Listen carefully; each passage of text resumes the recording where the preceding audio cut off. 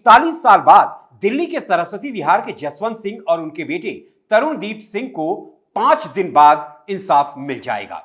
इन पिता पुत्र को कांग्रेस के सांसद के इशारे पर जिंदा जला दिया गया था। वो सांसद था सज्जन कुमार। दिल्ली की राउज एवेन्यू कोर्ट ने यह मान लिया है कि सज्जन कुमार के उकसाने पर ही भीड़ ने जसवंत सिंह और तरुणदीप सिंह को जिंदा जलाया था। कोर्ट ने मान लिया है कि पिता पुत्र का असली गुनहगार कांग्रेस का पूर्व सांसद सज्जन कुमार ही था। राउज एवेन्यू कोर्ट 18 फरवरी को सज्जन कुमार को सजा सुनाएगी। नमस्कार, मैं हूं दीप सिंह परिहार और आप देख रहे हैं कैपिटल टीवी पर अपना पसंदीदा शो एक्स-रे। 1984 में कांग्रेसी सज्जन कुमार शैतान बन चुका था। क्रूरता की सारी हदें पार कर दी थी। यह बात है 1 नवंबर 1984 की। उस समय कांग्रेस पार्टी से सांसद सज्जन कुमार दिल्ली के अलग अलग इलाकों में भीड़ लेकर घूमता था। सिख समुदाय के लोगों की हत्या करने वाली उग्र भीड़ का नेता था सज्जन कुमार। कातिल भीड़ के साथ 1 नवंबर को सज्जन कुमार दिल्ली के सरस्वती विहार पहुंचा। भीड़ को सज्जन कुमार ने ही उकसाया कि वो जसवंत सिंह के घर में घुसकर बाहर खींच कर लाए। सज्जन कुमार के इशारे पर ही भीड़ ने जसवंत सिंह के पूरे परिवार पर बेइंतहा क्रूरता दिखाई।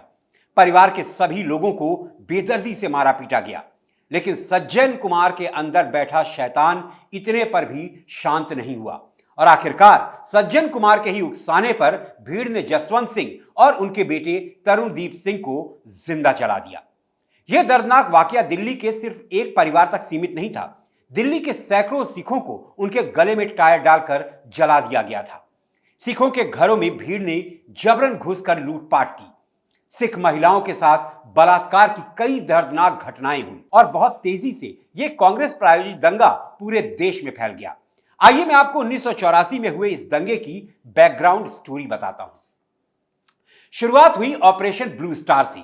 6 जून 1984 को भारतीय सेना ने प्रधानमंत्री इंदिरा गांधी के आदेश पर अमृतसर के गोल्डन टेम्पल में एक ऑपरेशन को अंजाम दिया। टारगेट खालिस्तान समर्थक जर्नैल सिंह भिंडरावाले और उसके साथी थे, जो गोल्डन टेम्पल में घुस गए थे। इन आतंकवादियों को न्यूट्रलाइज करने के लिए जो ऑपरेशन चलाया गया उसे ऑपरेशन ब्लू स्टार के नाम से जाना जाता है। ऑपरेशन ब्लू स्टार 5 दिन तक चला। ऑपरेशन को लीड करने की जिम्मेदारी लेफ्टिनेंट जनरल कुलदीप सिंह बराड़ को सौंपी गई। पैराशूट रेजिमेंट के जनरल सुंदर जी, जनरल दयाल और जनरल बराड़ ने सेना के जवानों के साथ रात 10 बजे स्वर्ण मंदिर पर हमला बोल दिया। दोनों तरफ से जमकर गोलीबारी हुई। भिंडरावाले को सेना ने मार गिराया। ऑपरेशन को अंजाम देने के लिए टैंक, तोप, हेलीकॉप्टर और बड़ी मात्रा में गोला बारूद का इस्तेमाल किया गया। ऑपरेशन ब्लू स्टार में भारतीय सेना के 83 सैनिक मारे गए, 249 घायल हुए। इसके अलावा 493 और लोगों की मौत हुई। 1592 लोगों को हिरासत में लिया गया और इस ऑपरेशन में सिख समुदाय के लिए आज भी बहुत महत्वपूर्ण और पवित्र माने जाने वाले स्वर्ण मंदिर का यह हाल हुआ। इंदिरा गांधी की सहमति पर अंजाम दिए गए ऑपरेशन ब्लू स्टार की वजह से स्वर्ण मंदिर का हाल बेहाल हो गया।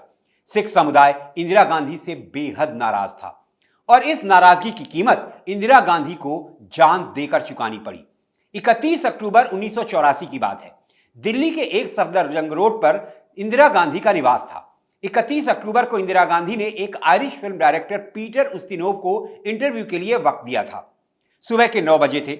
इंटरव्यू 1 अकबर रोड पर होना था, जो एक सफदरजंग रोड से कनेक्टेड ही था। इंदिरा गांधी तेज कदमों से चलते हुए उस गेट के करीब पहुंच गई जो एक सफदरजंग रोड बंगले को 1 अकबर रोड बंगले से जोड़ता था। इसी गेट पर सब इंस्पेक्टर बेअंत सिंह तैनात था और बगल में ही बने संतरी बूथ में कांस्टेबल सतवंत सिंह अपनी स्टेन गन के साथ तैनात था। जैसे ही इंदिरा गांधी बेअंत सिंह के करीब पहुंची, उसने हाथ जोड़कर नमस्ते किया और फिर .38 बोर का पिस्टल निकालकर इंदिरा गांधी पर एक गोली दाग दी।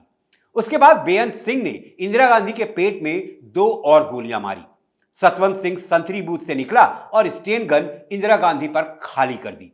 सतवंत सिंह ने इंदिरा गांधी पर करीब 30 गोलियां चलाई। इंदिरा गांधी को दिल्ली के एम्स अस्पताल ले जाया गया। डॉक्टरों की एक बड़ी टीम ने उन्हें बचाने की बहुत कोशिश की, लेकिन दोपहर 2:10 पर घोषणा कर दी गई कि प्रधानमंत्री इंदिरा गांधी नहीं रही। स्वर्ण सिंह, जो आज एक प्रोफेसर हैं, उस समय एक डॉक्टर थे। वो कहते हैं कि मैं वहां मौजूद था जब इंदिरा जी को गोली मारी गई। उन्होंने कहा कि उस सुबह मैं वार्ड में गया और आमतौर पर विनम्र रहने वाला क्लर्क मुझ पर चिल्लाया। तुमने हरामजादों ने मैडम को मार दिया है। स्वर्ण सिंह ने बताया कि मेरे एक कलीग ने आकर मेरे कान में फुसफुसाया, कहा यह सिखों के लिए सुरक्षित नहीं है, कृपया यहां से चले जाएं। भीड़ की वजह से दरवाजे बंद थे। जैसे ही मैं अंदर घुसा, किसी ने चिल्लाया, तुम कमीने हो, और मेरी गर्दन पर एक घूंसा लगा। मेरी पगड़ी उतर गई। अपनी पगड़ी को पकड़कर और झुककर मैंने अपना रास्ता बनाया। मेरी पीठ पर लगातार घूंसे बरस रहे थे। मैं किसी तरह से एक ऑटो रिक्शा में घुस गया और ड्राइवर से विनती करने लगा कि वो मुझे वहां से ले जाए। संभवतः समूचे सिख समुदाय से नफरत का यह पहला वाकया था। दोपहर को इंदिरा गांधी की मौत हुई और शाम तक दिल्ली के शहरों में मौत नाचने लगी। दूरदर्शन पर इंदिरा गांधी की शव यात्रा दिखाई जा रही थी और उसी शव यात्रा में शामिल लोग नारे लगा रहे थे, खून का बदला खून। सिखों के खिलाफ 3 दिनों तक भीषण हिंसा का दौर चला। उत्तर भारत में लगभग 8,000 सिख मारे गए। 3,000 से ज्यादा सिख तो अकेले दिल्ली में मारे गए थे। उसी में से जसवंत सिंह और तरुणदीप सिंह भी थे, जिन्हें कांग्रेस के सांसद सज्जन कुमार के इशारे पर जिंदा जला दिया गया। जसवंत सिंह की पत्नी ने सज्जन कुमार के खिलाफ शिकायत दर्ज कराई थी और 40 साल बाद न्याय मिल रहा है। इस बीच सिख दंगों की जांच के लिए कई आयोग बनाए गए, जिनमें सन 2000 में बना नानावटी आयोग सबसे अहम रहा। नानावटी आयोग ने ही अपनी जांच में कांग्रेस के कई नेताओं को दोषी ठहराया। रिपोर्ट में खुलासा किया गया कि दंगों को राजनीतिक समर्थन दिया गया और विशेष रूप से सज्जन कुमार और जगदीश टाइटलर जैसे नेताओं ने नाराज भीड़ को उकसाने का काम किया। केस चलता रहा, लेकिन किसी को सजा नहीं मिली। 2014 में देश में नरेंद्र मोदी की सरकार आई और 2018 में पहली बार सजा सुनाई गई। मामला दिल्ली कैंट का था, जहां 1984 में 5 सिखों की हत्या की गई थी। कोर्ट ने कांग्रेस के पूर्व सांसद सज्जन कुमार को उम्र कैद की सजा सुनाई। तब से सज्जन कुमार दिल्ली की तिहाड़ जेल में सजा काट रहा है और आज से 5 दिन बाद 18 फरवरी को दिल्ली की राउज एवेन्यू कोर्ट में सज्जन कुमार की सजा पर फैसला लिया जाएगा। माना जा रहा है कि सज्जन कुमार को फांसी की सजा भी हो सकती है। सज्जन कुमार को मिली सजा से एक बात तो साफ हो जाती है कि 1984 में हजारों सिखों की हत्या कांग्रेस प्रायोजित थी। शायद आपको याद ना हो, मैं याद दिलाता हूं। 19 नवंबर 1984 को एक कार्यक्रम के दौरान इंदिरा गांधी के बाद प्रधानमंत्री बने राजीव गांधी ने कहा था, जब इंदिरा जी की हत्या हुई थी तो हमारे देश में कुछ दंगे फसाद हुए थे। हमें मालूम है कि भारत की जनता को कितना गुस्सा आया और कुछ दिन के लिए लोगों को लगा कि देश हिल रहा है। जब भी कोई बड़ा पेड़ गिरता है तो धरती थोड़ी हिलती है।